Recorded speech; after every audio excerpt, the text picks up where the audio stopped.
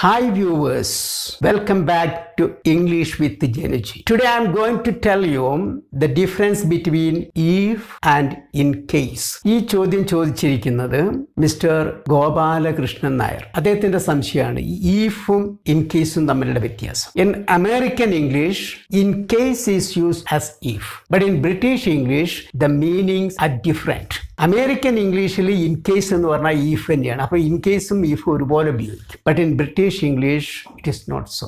British ഇംഗ്ലീഷിൽ അങ്ങനെയല്ല. If means എങ്കിൽ എന്നാണ്. ഇൻ കേസ് എന്ന് പറഞ്ഞാൽ അതിൻ്റെ അർത്ഥവ്യത്യാസം. ഒരു എക്സാമ്പിൾ പറയുമ്പോൾ നിങ്ങൾക്ക് മനസ്സിലാവും. If I am ill, I will take the medicine. എനിക്ക് അസുഖം വരികയാണെങ്കിൽ, ഇഫിന്റെ അർത്ഥം എങ്കിൽ എന്നാണ്. ഇഫ് ഐ ആം ഇൽ, എനിക്ക് അസുഖം വരികയാണെങ്കിൽ ഞാൻ മരുന്ന് കഴിക്കും. That means after I am ill എന്നാണ്. അസുഖം വന്നതിന് ശേഷമേ ഞാൻ പോയിട്ട് മരുന്ന് കഴിക്കുള്ളൂ.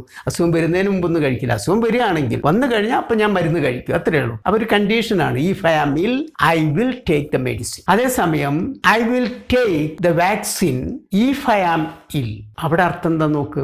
I will take the vaccine if I am ill. എനിക്ക് അസുഖം അഥവാ എനിക്ക് അസുഖം വന്നാലോ, ദർ ഈസ് പോസിബിലിറ്റി, സാധ്യതയുണ്ട്. അപ്പം സാധ്യതയുള്ളത് കൊണ്ട് അസുഖം വരുന്നതിന് മുൻപാണ് ഞാൻ വാക്സിൻ എടുക്കുന്നത്. അപ്പം ഇപ്പൊ കൊറോണയൊക്കെ വന്ന സമയത്ത് കൊറോണ വരാതിരിക്കാൻ വേണ്ടിയിട്ടാണ്. അപ്പം ഇവിടെ പ്രിക്കോഷൻ ആണ്. ഇൻ കേസ് എവിടെ ഉപയോഗിക്കുന്ന അവിടെ ഒരു പ്രിക്കോഷൻ ഉണ്ട്. പ്രിക്കോഷൻ മീൻസ് ഒരു നേരത്തെയുള്ള ഒരു മുൻകരുതലാണ്. ഒരു മുൻകരുതൽ. കാരണം നമുക്ക് അസുഖം വരാതിരിക്കാൻ വേണ്ടിയിട്ട് എല്ലായിടത്തും ഇത് പടർന്നു പിടിക്കുന്നുണ്ട്. അപ്പൊ എനിക്ക് അസുഖം വരാതിരിക്കാനുള്ള ഒരു മുൻകരുതൽ. അവിടെയാണ് ഇൻ കേസ് ഉപയോഗിക്കുന്നത്. അഥവാ എനിക്ക് അസുഖം വന്നാലോ, വരാൻ സാധ്യതയുണ്ടെന്നാണ്. So I will take the vaccine in case I am ill. അപ്പൊ അത് എപ്പോഴാണ് എടുക്കുന്നത്? ബിഫോർ ആണ്. നേരത്തെ ഈഫ് ഉപയോഗിച്ച സമയത്ത് ആഫ്റ്റർ ഐ ആം ഇൽ, ഇത് ബിഫോർ ഐ ആം ഇൽ, ഞാൻ അസുഖം വരുന്നതിന് മുൻപാണ്. ഇതാണ് തമ്മിലുള്ള വ്യത്യാസം. വേറെ ഒന്ന് രണ്ട് എക്സാമ്പിൾ പറഞ്ഞ ഒന്നുകൂടി വ്യക്തമാവും. Take this umbrella in case it Reigns.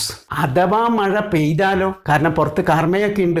അപ്പം പുറത്തേക്ക് ഒരാൾ പോകുന്നു. അപ്പൊ അയാളോട് പറയും കൊട കയ്യിൽ വെച്ച് അഥവാ മഴ പെയ്താലോ. അപ്പം മഴ പെയ്തിട്ടില്ല, പെയ്യാൻ സാധ്യതയുണ്ട്. അതിന് മുന്നൊരുക്കം, ഒരു മുൻകരുതൽ എന്ന രീതിയിൽ ഈ കൊട കയ്യിൽ വെച്ച് ആ സമയത്ത് കൊട അന്വേഷിച്ച് നടക്കണ്ട. So take this umbrella in case it rains. ഇനി വേറൊരിത്, we should have an inverter.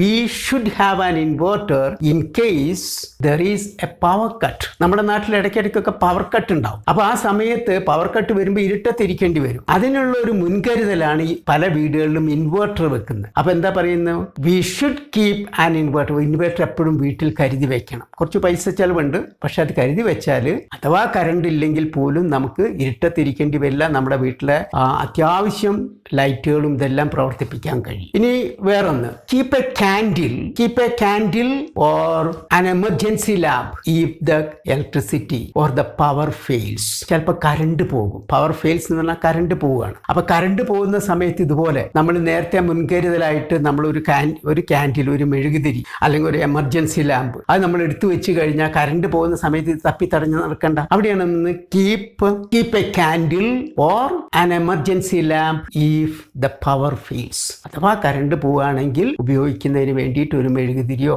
അതല്ലെങ്കിൽ ഒരു എമർജൻസി ലാമ്പോ കരുതി വെക്കുക. Drivers always keep a stepney in case a tyre deflates. Deflate എന്ന് പറഞ്ഞാൽ കാറ്റ് പോവുകയാണ്. ടയറിന്റെ ഒക്കെ കാറ്റ് പോകും. അപ്പൊ കാറ്റ് പോയാലെന്ന് വെച്ചാൽ മിക്ക വണ്ടികളിലും, കാറിലാണെങ്കിലും ജീപ്പിലാണെങ്കിലും ലോറിയിലും ബസ്സിലൊക്കെ നമുക്ക് കാണാം stepney means a spare tyre. അതിന് വേണ്ടിയിട്ട്, അതായത് ഒരു സ്പെയർ ടയർ നമ്മൾ അവിടെ കരുതി വെക്കും. അഥവാ പെട്ടെന്ന് യാത്രക്കിടയിലായിരിക്കും ചിലപ്പോൾ ടയർ പൊട്ടുക അല്ലെങ്കിൽ കാറ്റ് പോവുക. അപ്പൊ ഇത് മാറ്റിയിടണം. അല്ലാതെ ആ സമയത്ത് നമ്മൾ വർക്ക്ഷോപ്പിൽ ഒക്കെ അന്വേഷിച്ച് നടന്നാൽ ചിലപ്പോൾ ഇത് കിട്ടിക്കൊള്ളണമെന്നില്ല. അപ്പൊ ആ സമയ ലാഭത്തിനും പെട്ടെന്ന് ഇതിന്റെ ആ എമർജൻസിയിൽ ഉപയോഗിക്കുന്നതിന് വേണ്ടി, അഥവാ കാറ്റ് പോയാലോ അഥവാ ടയർ പൊട്ടിയാലോ ഉപയോഗിക്കുന്നതിനായിട്ട് always keep the drivers keep a stepney. അവരെപ്പോഴും ഒരു സ്പെയർ ടയർ സൂക്ഷിച്ചു വെക്കാറുണ്ട്. Note down this number in case you forget. Note down, ഇത് കുറിച്ച് വെച്ച്, ഇത് എവിടെയെങ്കിലും ഒന്ന് കുറിച്ച് വെച്ച് ഈ നമ്പർ ഇപ്പം നിന്റെ മനസ്സിലുണ്ട്, കുറച്ച് കഴിഞ്ഞാൽ നീ മറന്നു പോകും. അപ്പൊ ഈ അഥവാ നീ മറന്നു പോയാലോ, മറന്നു പോവാതിരിക്കാൻ വേണ്ടിയിട്ട് ഇത് കുറിച്ച് വെച്ചോളാണ് പറയുന്നത്. Note down this number in case you forget. മറ്റൊന്ന് save my number in case you need it later. എൻ്റെ ഫോൺ നമ്പർ വേണമെങ്കിൽ നീ സേവ് ചെയ്ത് വെച്ചോ. In case you need it later, പിന്നീട് നിനക്ക് എപ്പോഴെങ്കിലും അത് ഉപയോഗം വരും, അതിനു വേണ്ടി അത് കരുതി വെച്ചോ എന്നാണ്. അതുപോലെ always keep a duplicate key in case the original key is lost. നമ്മുടെ വീടുകൾക്ക് അതല്ലെങ്കിൽ നമ്മുടെ വാഹനങ്ങൾക്കൊക്കെ നമ്മൾ എപ്പോഴും ഒരു ഡ്യൂപ്ലിക്കേറ്റ് കീ കരുതും. ഒറിജിനൽ കീ ഉണ്ടാവും, പക്ഷേ അതും നഷ്ടപ്പെടാൻ സാധ്യതയുണ്ട്. അഥവാ നഷ്ടപ്പെട്ടാലോ ആ സമയത്ത് പിന്നെ വാഹനം ഓടിക്കാൻ പറ്റില്ല, അല്ലെങ്കിൽ വാതിൽ തുറക്കാൻ പറ്റില്ല. അപ്പൊ എപ്പോഴും നമ്മൾ എന്ത് ചെയ്യണം, ഒരു സ്പെയർ കീ, അതാണ് ഡ്യൂപ്ലിക്കേറ്റ് കീ എന്ന് പറയുന്നത്. So always keep a duplicate key in case the original key is lost. അപ്പൊ ഇവിടെയൊക്കെ നിങ്ങൾക്ക് മനസ്സിലാവും പ്രിക്കോഷൻ ആണ്, ഒരു മുൻകരുതൽ എന്ന രീതിയിൽ എന്നാണ് അവിടുത്തെ അർത്ഥം. ഒരു മുൻകരുതൽ എന്ന രീതിയിൽ നമ്മൾ ഒരു കാര്യം സ്വീകരിക്കുന്നു, അല്ലെങ്കിൽ ഒരു നടപടി സ്വീകരിക്കുന്നു. അവിടെയാണ് നമ്മൾ ഇൻ കേസ് ഉപയോഗിക്കുക.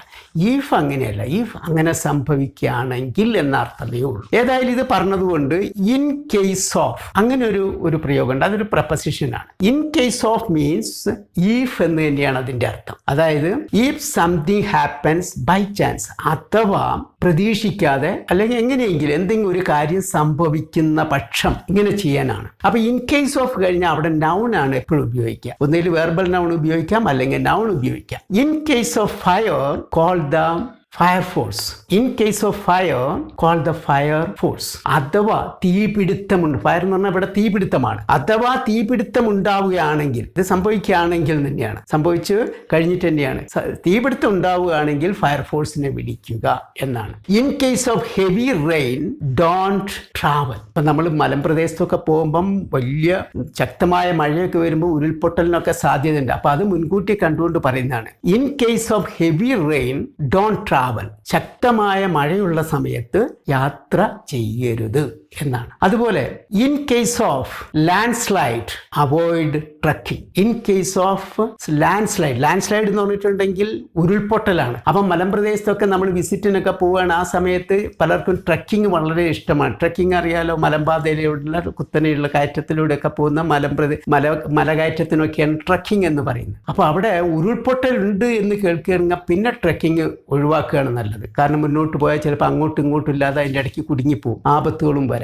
So in case of land slide avoid trekking. അപ്പൊ ഇപ്പൊ നമ്മൾ 3 പദങ്ങളും മനസ്സിലായി നമുക്ക്. If, in case of. അപ്പൊ ഇതിൽ ഓർക്കേണ്ടത് ഈഫ് കണ്ടീഷനാണ്, എന്തെങ്കിലും സംഭവിച്ചാൽ എന്നർത്ഥത്തിൽ ഉപയോഗിക്കുന്നു. ഇൻ കേസ് ഉപയോഗിക്കുന്ന എപ്പോഴും പ്രിക്കോഷനാണ്, അഥവാ എന്തെങ്കിലും സംഭവിച്ചാലോ എന്ന് കരുതിയുള്ള മുൻകരുതലുകളാണ്. ഇൻ കേസ് ഓഫ് എന്ന് പറയുന്ന ഈഫ് തന്നെയാണ്, രണ്ടും ഒന്നാണ്. ഓക്കെ, പക്ഷേ ഇൻ കേസ് ഓഫ് കഴിഞ്ഞ് നൗൺ അല്ലെങ്കിൽ വെർബൽ നൗൺ ആണ് സാധാരണ ഉപയോഗിക്കുന്നത്. So friends, I hope you have understood the difference between if and in case. Thank you very much for watching this video. Goodbye till we meet again.